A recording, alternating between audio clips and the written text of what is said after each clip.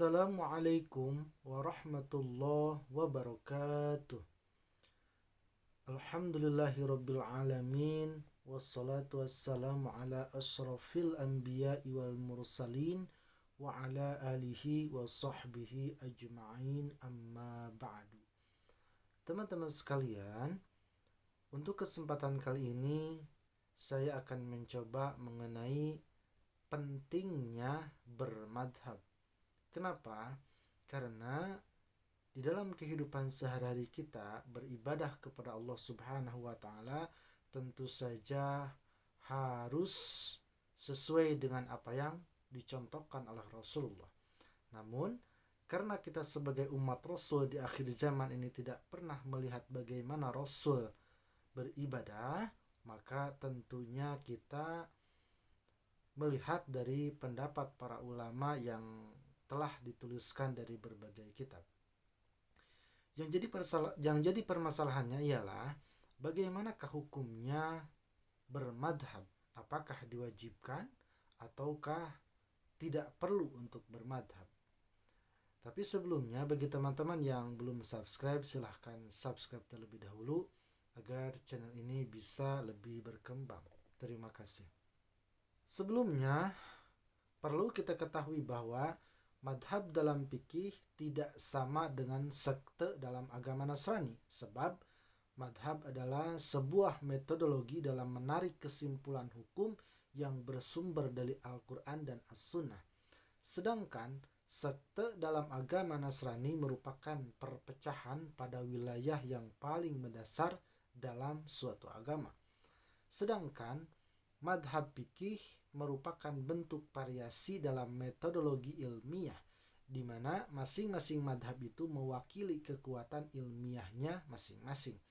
Kalau kita bandingkan dengan dunia software misalnya, kira-kira adanya madhab fikih sama dengan keberadaan sistem operasi pada PC yang kita kenal dewasa ini. Misalnya, ada yang menggunakan Microsoft Windows, ada yang menggunakan Apple, bahkan ada yang menggunakan Linux yang freeware. Semuanya berguna buat manusia sebagai sistem operasi PC, di mana masing-masing punya kelebihan sekaligus punya kekurangan. Kalau dalam satu komunitas terdapat beberapa sistem operasi, bukan berarti di dalamnya telah terjadi perpecahan atau peperangan. Dan meski berada di dalam sistem operasi, masing-masing PC tetap bisa terkoneksi dalam satu jaringan. Maksudnya, tidak ada kewajiban untuk berpegang pada suatu madhab. Allah Subhanahu wa taala dan Rasulullah Shallallahu alaihi wasallam tidak pernah mewajibkan kita untuk berpegang kepada satu pendapat saja dari pendapat yang telah diberikan oleh para ulama. Bahkan para sahabat Rasulullah Shallallahu alaihi wasallam dahulu pun tidak pernah diperintahkan oleh beliau untuk merujuk kepada pendapat salah satu dari sahabat bila mereka mendapatkan masalah agama. Maka tidak pada tempatnya bila kita saat ini membuat kotak-kotak sendiri dan mengatakan bahwa setiap orang harus berpegang teguh pada satu pendapat saja dan tidak boleh berpindah madhab. Bahkan pada hakikatnya setiap madhab besar yang ada itu pun sering berganti pendapat juga. Lihatlah bagaimana dahulu Al-Imam Asy-Syafi'i merevisi madhab qadimnya dengan madhab jadid. Bahkan tidak sedikit di antara mereka yang masih menggantungkan pendapat kepada masukan dari orang lain. Misalnya, ungkapan paling masyhur dari mereka adalah, apabila suatu hadis itu sahih, maka menjadi madhabku. Itu berarti seorang imam bisa saja tawakuf atau belum berpendapat atau memberikan peluang berubahnya fatwa bila terbukti ada dalil yang lebih kuat. Maka perubahan pendapat dalam madhab itu sangat mungkin terjadi.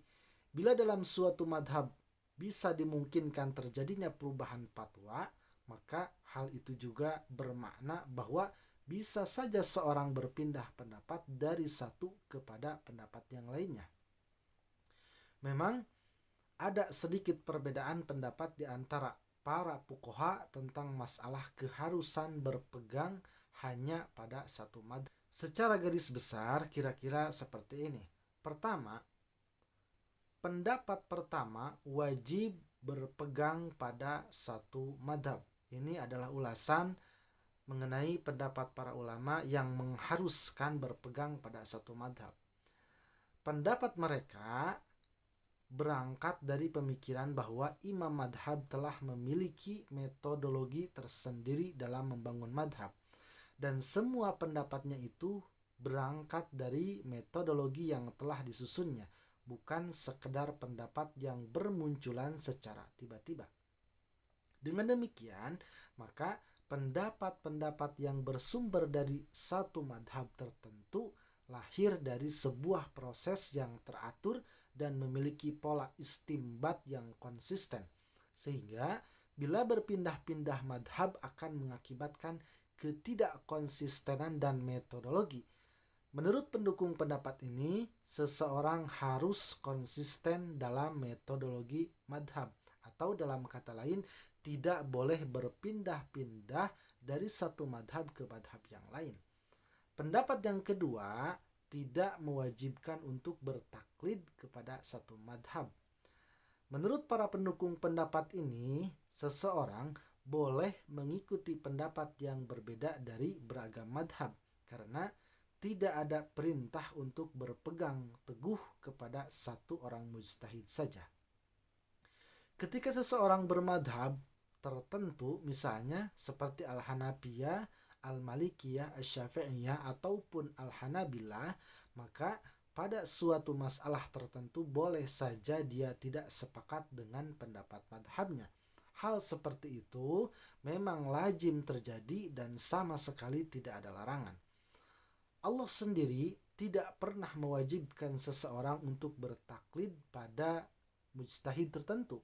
Kalaupun ada perintah, maka Allah memerintahkan seseorang untuk bertanya kepada ahli ilmu secara umum. Allah berfirman di dalam surah Al-Anbiya ayat yang ke-7. Maka bertanyalah kepada ahli ilmu bila kamu tidak mengerti.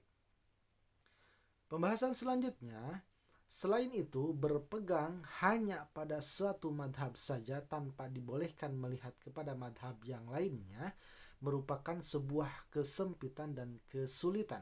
Padahal adanya madhab sebenarnya merupakan rahmat dan nikmat. Apalagi di zaman yang semakin berkembang ini, di mana bisa saja pandangan dari suatu madhab menjadi kurang tepat, maksud saya, untuk diterapkan lagi. Sedangkan pandangan dari madhab lain yang dulu kurang populer justru lebih terasa mengena di zaman sekarang ini. Karena itulah maka pendapat kedua ini nampaknya lebih tepat, dan juga pendapat inilah yang disepakati oleh jumhur ulama. Pembahasan selanjutnya mengenai belajar fikih dengan satu madhab atau banyak madhab. Pada dasarnya, hampir semua pengajaran masalah fikih pada tingkat dasar merupakan kelaziman bila yang diajarkan hanya satu madhab saja. Misalnya, ilmu fikih yang diajarkan di banyak pesantren, madrasah, atau jamaah pengajian, majelis ta'lim, umumnya mengajarkan fikih dengan satu madhab saja. Keunggulannya, pelajaran itu jadi lebih praktis, cepat, efisien, dan aplikatif. Karena belum lagi bicara tentang perbedaan pendapat di kalangan ulama, sehingga tidak menimbulkan kebingungan buat mereka yang masih belajar. Justru yang sangat jarang diberikan adalah ilmu fikih dalam bentuk perbandingan madhab. Karena metode ini nyaris boleh dibilang tidak pernah disampaikan di pesantren tradisional. Sebab selain kekurangan referensi, kita pun kekurangan tenaga ahli fikih yang menguasai fikih perbandingan madhab. Selain itu, metode ini hanya cocok buat mereka yang sudah berada pada level lanjutan. Namun, metode pengajaran fikih dengan langsung membahas perbandingan dan perbedaan pendapat juga punya keunggulan. Misalnya, Masyarakat jadi tahu bahwa teknis ibadah itu ternyata bukan hanya satu versi, melainkan ada banyak versi. Selain itu, bila suatu ketika berhadapan dengan saudara-saudara muslim dari madhab lain yang kebetulan berbeda teknis ibadahnya, berbeda cara dalam ibadahnya, sudah tidak asing lagi dan malah semakin erat hubungannya. Sehingga potensi perpecahan umat justru bisa diredam karena masing-masing sudah punya wawasan tentang perbedaan masing-masing madhab. Buat mereka yang baru saja mengenal ilmu fikih, misalnya seperti anak sekolah atau masyarakat awam, belajar fikih dengan satu madhab memang lebih tepat. Sebaliknya, buat tingkat lanjutan, belajar fikih dengan perbandingan madhab bisa menambah wawasan. Untuk pembahasannya saya cukupkan sekian, mudah-mudahan bisa bermanfaat. Wassalamualaikum warahmatullahi wabarakatuh.